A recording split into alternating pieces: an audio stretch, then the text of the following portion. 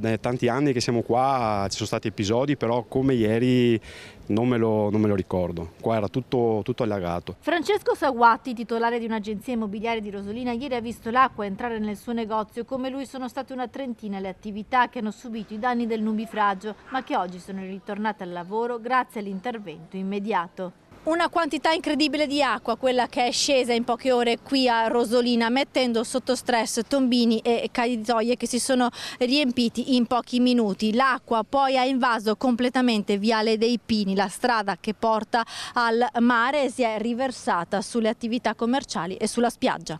Anche i turisti hanno dato una mano. Ecco com'era all'interno del ristorante La Veranda ieri sera il racconto del titolare Omar Cappelletto.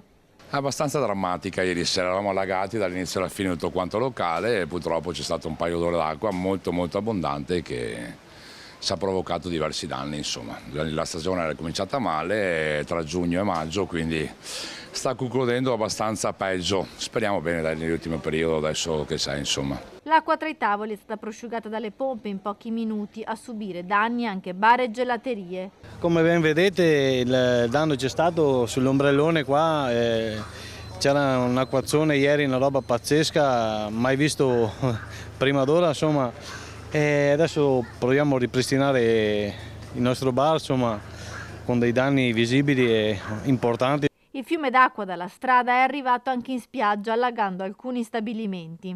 Ieri uno scenario con tanta acqua così veramente non si era mai visto. Diciamo che l'acqua stranamente questa volta non è arrivata dal mare, ma è arrivata dalle strade, dai piazzali, che ha tracimato la pista ciclabile ed ha allagato le spiagge. Di conseguenza entrando nei chioschi, nei magazzini, nei bar, dappertutto, e quindi i danni sono conseguenti.